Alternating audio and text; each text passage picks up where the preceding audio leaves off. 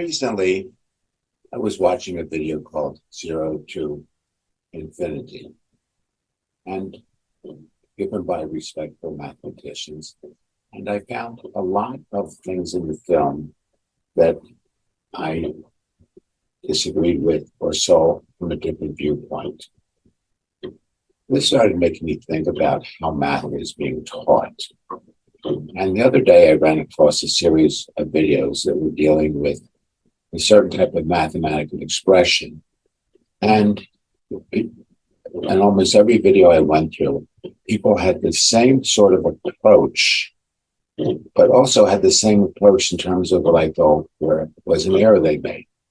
And that is they ignored a solution. And so this made me think about how math is being taught. And in further analyzing it, discovered that we really have to look at our math education more closely, because there are a lot of subtleties in there which we don't realize get misinterpreted as we work with our students. Recently, a series of videos appeared on YouTube showing how to solve equations in the form of a to the x squared plus ax equal b. The way the solutions were obtained illustrated a flaw in our math education. When I was in school, I was taught that you could not take the logarithm of a negative number. I was also taught to check my work. The mathematicians that solved these class of problems chose to ignore a solution because the answer would require using complex numbers, and they also did not check their work. I did not see this flaw in one video, but in every one I watched. I took two examples and followed their clever approach to solving the problems. I then checked my answer to prove the solution they ignored was valid. In the past, mathematicians were afraid of negative numbers. Fortunately, with time, they overcame their fear. I noticed as I was teaching math, there were lots of subtleties in the teaching of math that stifled the creativity of my students. So this is just the tip of the iceberg. I have seen videos produced by well-recognized mathematicians that illustrated weaknesses in their own education. The way I deduced this was that one day I realized my own weaknesses. These are two of the examples and videos that I'm going to go over and show how I felt that the problems should have been solved. We start off with 25 to the x plus 5 to the x equal 20. The traditional way we're taught math, we have not shown a technique to do that or have not been able to translate over.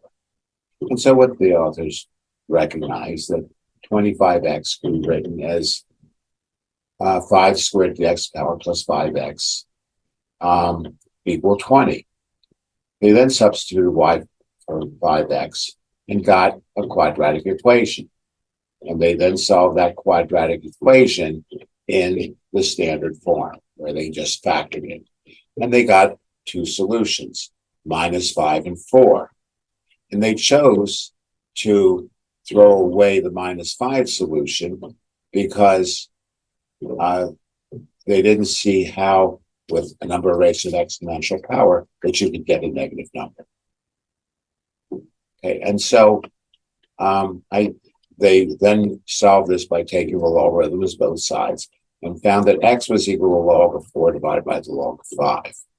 I then took the other solution, which is the negative solution, and when I took the log of that, I know from the formula e to the ix equal cosine x plus I sine of x, that if I substitute pi for x, I will get a -1. Taking the logs of both sides, I then find that log of -1 is I pi. So,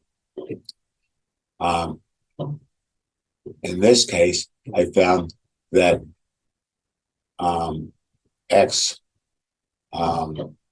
log of 5 was equal to I pi plus log of 5. Okay? And so these were the two values that I got for x after I did the division. Now I put these in. Okay, and so I now changed 5 to e to the log of 5. which was just another form because I found this would be useful in solving the problem. I now substituted for x in this form, the answers for x on both sides, followed through the work, and e to the log base 4 came out to 4. So this thing now translated from 4 squared to 4, and 16 plus 4 is 20.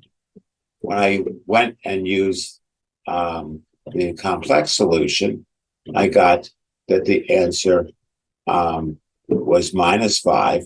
Minus 5 squared is 25. Minus 5 is 20. So this solution, which gives us perfectly interesting answers, was ignored because of the fact that all of the users did not want to accept the use of complex numbers. And now we go through and do the same thing here in order to get this into that form of ax squared plus a equal b. We divide by 4x, and in doing so, we now get the quadratic equation as we saw before. We then solve this. This time we have to use the quadratic formula because we can't factor this easily. And we find these two solutions using the same techniques. Again, what I had to do was to take, knowing that the square root of 5 is greater than 1, put this in a form so that I got that negative number. And now when I took the logarithm of it, I again got the I pi in there. Now, when I went to check my work, I didn't go to the original equation because it would have been more difficult, but I checked it just at this level. So again, when I substituted, made 3/2 equal to e to the log of 3/2, log of the x power, that gave me this. I'm now left with a logarithm, so I'm back down to that 3/2 to the particular value of x is equal to 1 plus the square root of 5 divided by 2. If I now use my complex solution, I get something very similar, except that I have a minus here and here. But now, when I take and add 1 to each of these solutions, I get that this is equal to 3 plus the square root of 5 divided by 2. And over here, as you can see, I made a mistake. I was too lazy to correct it. That 3/2 the x power. This gave me 3 minus the square root of 5 over 2 when I added 1 to it. And then when I squared the numbers using the binomial expansion, I got that the square term was equal to that. And so I was now able to prove this. So if you would like to get more information and get some idea of what my concerns were with math education, here is a way of reaching me. Thank you.